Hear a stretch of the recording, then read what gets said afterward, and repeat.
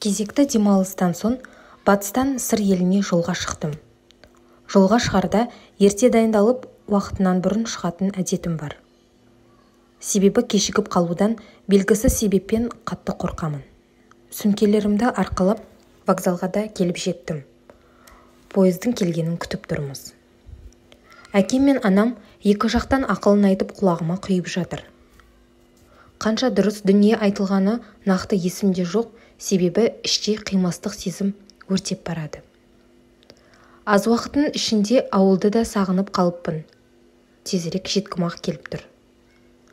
Вокзал қызметкерінің дауысынан кейін дүрс-дүрс етіп пойызда келіп жетті. Үйдегілермен қоштасып, жол жүру құжатымды көрсетіп, вагоныма кіре сала өз орнымды іздедім. Астыңғы жақта орналасқан 29-шы орын. Заттарымды жайғастырып, пойыздың заңдылығымен терезеден ата-анама қол бұлғап тұрмын. Пойыз тұратын 20 минут зырғып өтіп, жөнеліп кетті. Төсек жабдығымды реттеп болған соң орныма жайғастым. Анамның көзіндегі қимастық жас есіме түскен сайын іштей өзімді ауыр сезінемін. Ойымды бөлу үшін сүйікті авторыма айналған Гийом Мюссеннің кітабын жастанып оқуға кірістім. Шағын станцияларға пойыздың тоқтағанын сезсем де, кітаптан көзімді алар емеспін. Автордың шеберлігінің арқасында оның ойлап тапқан әлеміне еніп, өзімді басты кейіпкер ретінде сезініп жаттым. Бір кезде кітап не туралы деген сыңғырлаған дауыс ойымды сап бөлді. Қасы көзі қиылған, қалың қою қара шашты қазақтың қарапайым қызы екен. Көршімнің қай станциядан мініп жайғасқан кезін шыны керек аңғармадым. Өмір туралы кітап. Кітап өмір туралы деп жауап қаттым. Жауабымды түсінгендей кейіп танытса да, түсінбегенін іштей сездім. Қатыгез махаббат, шын сүйгендердің қосылмауы деп жауап бердім. Ол сәл жымиып, әңгімені одан әрі жалғады. Өмірде шын ғашықтар қосылмайды дегенді кім шығарды? Төлеген мен Жібек, Ләйлі мен Мәжнүн, Ромео мен Джульетта ше? Егер олар қосылса, біздің кезге дейін жыр-дастан болып қалмас еді. Бір-екі мысалмен көпке топырақ шашуға болмайды, деді жолаушы қыз. Қалың ойға шомып кеттім. Басында әзіл ретінде жауап берсем де, өз ойымды ақтап алудың амалын іздедім. Еш дәлел таппаған соң, сонда да деп қысқа жауап қайыра салдым. Әрі қарай кезекті станцияға келіп, оның ұялы телефонына қоңырау түсті. Бір-екі минут күткен соң, әңгіменің ұзаққа жалғасатынын сезіп, кітап әлеміне сүңгіп кеттім. Шай ішесіз бе? Деген сөзге қалай иә жақсы болар еді деп жауап бергенімді де түсінбей қалдым. Шай ішпесе басы ауыратын адамдай. Сыпайылық үшін жоқ деп те жауап бермегеніме өкініп тұрмын. Бірақ артқа шегінерге жол жоқ. Ыдысымды алып жол серік жаққа кетіп қалған. Ол да мен де бір күндік жолға 3-4 күнге жететін тамақ, тәттілерімізді шығарып, шай ішіп отырмыз.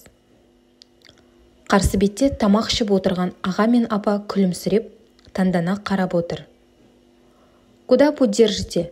деп өзімше орысшалап әңгімемді бастадым. «Арман қала Алматыға, оқуға тапсыруға бара жатырмын», деген сыпайы жауап берді. Қазір 21 ғасыр, техника дамыған уақыт. Оқуға онлайн тапсыруға болатынын білемісің? Деп өзімше әзілдескендей болдым. Ол сәл жымиып күлді де, мағынасыз әңгіменің шоғын сөндірмес үшін жалғастырды. Білемін әрине, бірақ биылғы оқу жылы онлайн режиммен басталады екен. Ал мен 11 жыл бойы Алматыны көру үшін тынбай күндіз-түні білім алдым. Енді 4 жылдық өмірімді арман қаламен аттастырғым келеді. Әдетте адам деген армандаған мамандығының иесі болу үшін білім алушы еді, сенің арманың тіптен бөлек екен. Ал мен әдеттегідей адам емеспін деген жауабымен ыңғайсыз жағдайға қалдырды. Белгісіз арумен іштей тілдесе бергім келген соң сұрақтарымды жаудырып өзімше зерттей бастадым. Тағы да келіп түскен қоңырау. Басында қызғаныш болып, кейін анасы екенін білгенімде басыла қалдым. Кітаптың ішіндегі қос ғашыққа сонында не боларында білгім-ақ келіп тұр. Сол үшін сүйікті ісіме қайта кірісіп, әр бетін асыға парақтай бастадым. Неге екені белгісіз, бұл автордың кітаптарының соны жақсы аяқталмайтын. Сон әсерінен ұзақ уақыт мұңға батып, өзге әлемнен шыға алмай жүремін. Бұл жолы да солай болды. Көңілге қаяу түсіп, ойлап табылған оқиға үшін жаным ашып отырды. Менің мұңлы жүзімді байқаған көршім ойымды бөлгісі келді ме, әйтеуір, сонында не болды деп сұрады. Бастапқы жауабымдағыдай өмірде болатын жауапсыз махаббат дедім. Сәл жымиды да менен кітапты сұрады. Мен ертең кешке түсіп қаламын, ал сен оған дейін оқып бітіре алмайсың. Сосын кітаптың соңында не болары сені сөзсіз қызықтырады. Ал интрига адамның жүйкесін жегідей жейтін жаман қасиет. Бірақ мен кітапқа келгенде қатты қызғаншақпын. Ешкімге қи бере алмаймын. Оның үстіне сендей қызға көнісі жүрген жараспайды дедім. Қазір техника дамыған. Үлгермесем интернеттен жүктеп алармын. Онсыз да телефонмен уақытымызды құрт өткіземіз.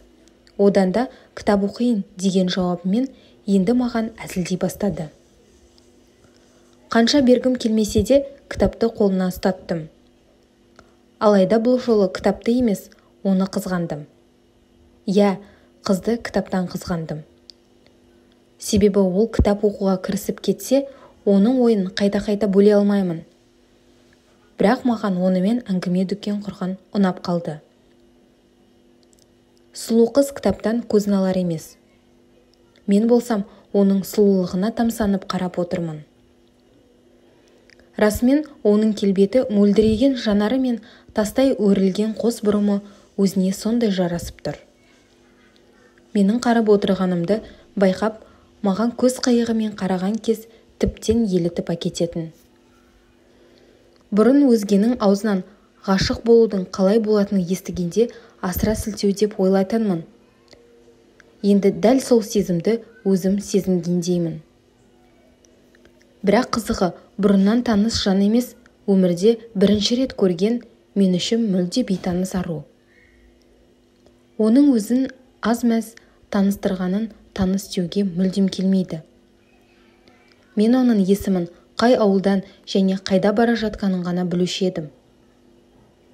Дәл сол уақытта мен сұлу сылқымнан көзімді алмай ұзақ уақыт қарап отырдым. Оның әсем жүзіне тамсанып отырғаным соншалық маған қойған сұрақтарын да естіген жоқпын. Бүгін оның кітаптан айырылатын ойы жоқ секілді. Енді ертеңгі күнге дайындалу керек. Арман, шіркін, тегін болған соң өз ойымда оған қалай сыр ақтаратынымды ойланып жатып қалып, ұйқыға кетіп қалғам. Шақырайған күн сәулесі көзіме түскенде терезеге көз салып, сыр өңірінің аумағында келе жатқанымызды білдім. Қалың ойдың құрсауында жатып, шешуге ұмытып кеткен қол сағатымнан уақыттың таңғы 5:42 екенін білдім.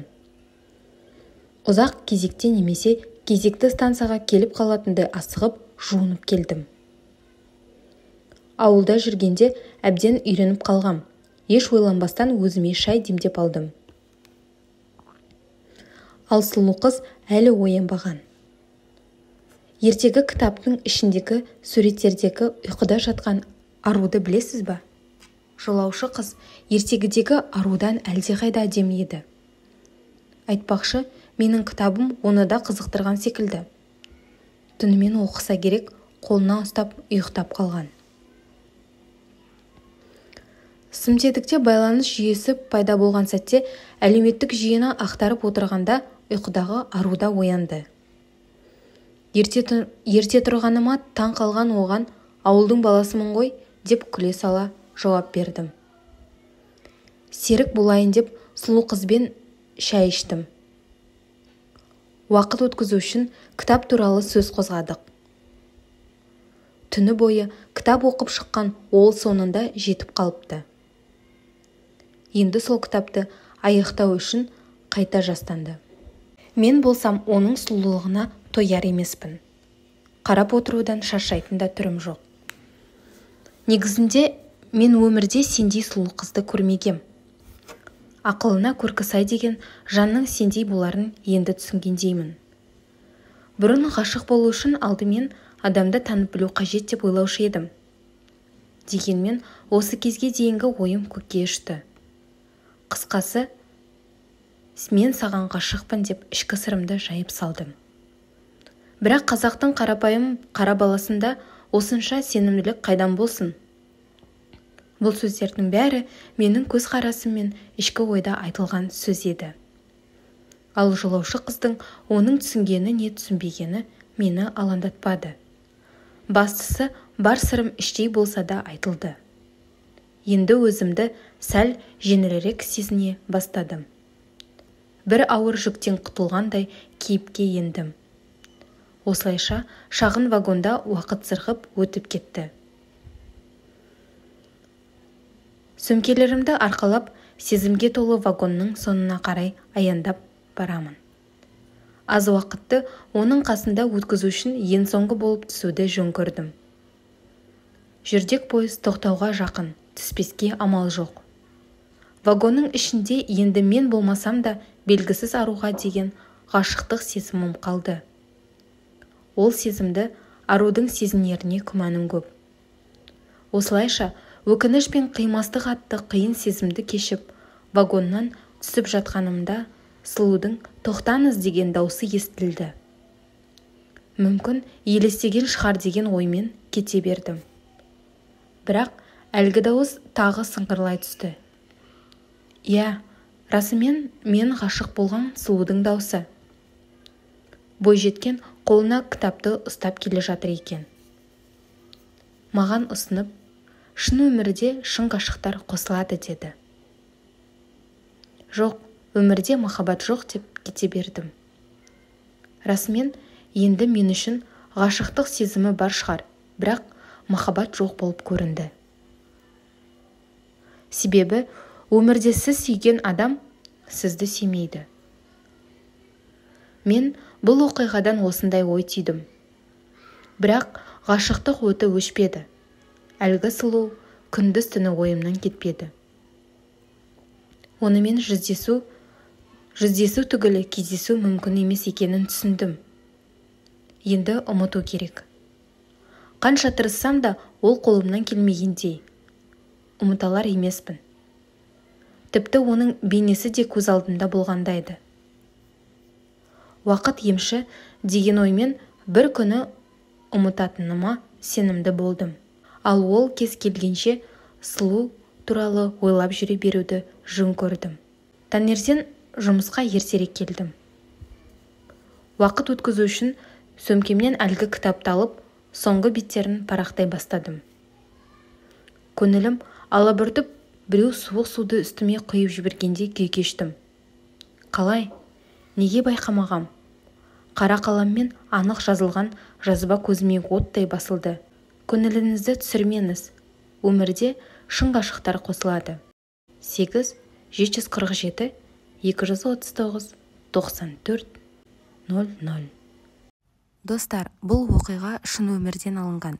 Егер сіздерге ұнаса, менің каналыма тіркеліп, лайк басып кете отырыңыздар. Сіздерге алдын ала рахмет.